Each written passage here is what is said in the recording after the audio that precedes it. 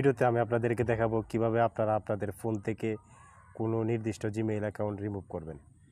অনেক সময় আমরা আমাদের ফোনে অনেকগুলো জিমেইল অ্যাকাউন্ট লগ ইন করে ফেলি, তো মাঝে মধ্যে নির্দিষ্ট কোনো জিমেইল অ্যাকাউন্ট রিমুভ করা দরকার পড়ে, অথবা অনেক সময় আমরা বিভিন্ন প্রয়োজনে অন্যজনের ফোনের মধ্যে আমাদের নিজের জিমেইল অ্যাকাউন্টটা লগ ইন করি। তো প্রয়োজন শেষে ওই ফোন থেকেও আমাদের জিমেইল অ্যাকাউন্টটা রিমুভ করা দরকার পড়ে। তো আজকের এই ভিডিওতে আমি আপনাদেরকে সেটাই দেখাবো যে কীভাবে আপনারা কোনো একটা নির্দিষ্ট ফোন থেকে নির্দিষ্ট জিমেইল অ্যাকাউন্ট রিমুভ করবেন। তবে জিমেইল অ্যাকাউন্টটা রিমুভ করলে আপনাদের ওই ফোন থেকেই রিমুভ হবে, কিন্তু ওই জিমেইল অ্যাকাউন্টটা ডিলিট হবে না।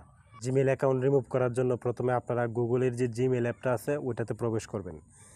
গুগলের জিমেইল অ্যাপটা দেখতে এরকম, তো আপনারা এই অ্যাপটাতে প্রবেশ করবেন। জিমেইল অ্যাপে প্রবেশ করার পর আপনারা উপরে ডান পাশে একটি গোল প্রোফাইল আইকন দেখতে পারবেন, তো ওইটাতে ক্লিক করবেন।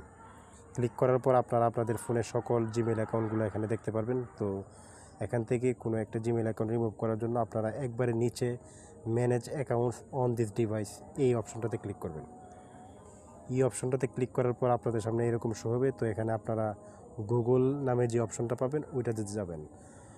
ওইটাতে যাওয়ার পর আপনারা আপনাদের সকল মেল এখানে সকল জিমেল অ্যাকাউন্ট এখানে দেখতে পারবেন। তো আমি আমার 4 নাম্বার যে জিমেল অ্যাকাউন্টটা দেখতে পাচ্ছেন এটা রিমুভ করতে চাই। তো এটাতে আমি ক্লিক করলাম। ক্লিক করার পর আপনারা এখানে 3 ডট মেনু দেখতে পারবেন ডান পাশের উপরের কোনায়, তো এটাতে ক্লিক করবেন। ক্লিক করার পর এখানে দেখতে পারবেন যে রিমুভ অ্যাকাউন্ট নামে একটি অপশন, এটার মধ্যে ক্লিক করবেন। তারপর আপনারা আবার কনফার্ম করে দেওয়ার জন্য রিমুভ অ্যাকাউন্ট নামে যে অপশনটা আছে ওইটাতে ক্লিক করবেন। ক্লিক করে দেওয়ার সাথে সাথে আপনাদের ফোন থেকে ওই জিমেইল অ্যাকাউন্টটা রিমুভ হয়ে যাবে। তো এইভাবেই খুব সহজে আপনারা আপনাদের যে কোনো ফোন থেকে জিমেইল অ্যাকাউন্ট রিমুভ করতে পারবেন।